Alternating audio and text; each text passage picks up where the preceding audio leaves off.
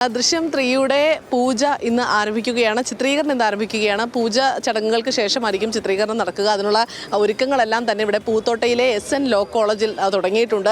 ഒരു സൈഡിൽ ഒരുപാട് പേർ ഇവിടെ അഭിഭാഷകരായും വക്കീലായും ഒക്കെ വേഷം അണിഞ്ഞ് നിൽക്കുന്നുണ്ട്. ഇന്ന് ചിത്രീകരണം ആരംഭിക്കുകയാണ്.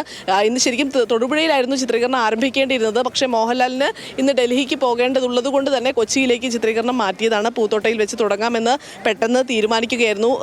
നമുക്കറിയാം ഫാൽക്കെ പുരസ്കാരം നേടിയ മോഹൻലാൽ ഇന്ന് ഉച്ചയ്ക്ക് ഡൽഹിക്ക് പോവുകയാണ്. അതിനുശേഷം മുമ്പ് ഞാൻ ഒരാളിവിടെ കാണിക്കാം. ഹർഷനെ ഇന്ന് മോർണിംഗ് ഷോയിൽ പെടുത്തിയിട്ട് ഇവിടെ ഒരാളിവിടെ വന്ന് നിൽക്കുന്നുണ്ട്. നമ്മുടെ സേതു ഇവിടെ ദൃശ്യം 3യുടെ പൂജയ്ക്കായിട്ട് വന്നിട്ടുണ്ട്. സേതു, എല്ലാവരെയും കണ്ടോ? എല്ലാവരെയും കണ്ടു.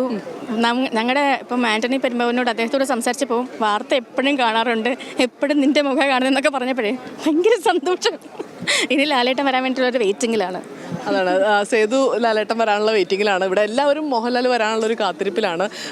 നമുക്ക് ഇവിടെ നിർമ്മാതാവും ആൻ്റണി പെരുമ്പാവൂരും ഒപ്പം തന്നെ ജിത്തു ജോസഫൊക്കെ ഉള്ളവരൊക്കെ ഉണ്ട്. ഓരോരോ മാധ്യമപ്രവർത്തകരൊക്കെ ആയിട്ട് സംസാരിച്ചുകൊണ്ടൊക്കെ ഇരിക്കുകയുമാണ്.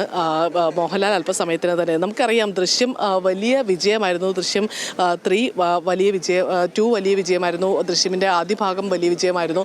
അതിനുശേഷമാണ് ദൃശ്യം 3 ഒരുങ്ങുന്നത്. അതിൻ്റെ ചിത്രീകരണം ഇന്ന് ആരംഭിക്കും. അത് വലിയ താമസമില്ലാതെ തന്നെ ഷൂട്ടിംഗ് പൂർത്തിയാക്കി സിനിമ തിയേറ്ററുകളിലേക്ക് എത്തിക്കാനാണ് ആലോചിക്കുന്നത്.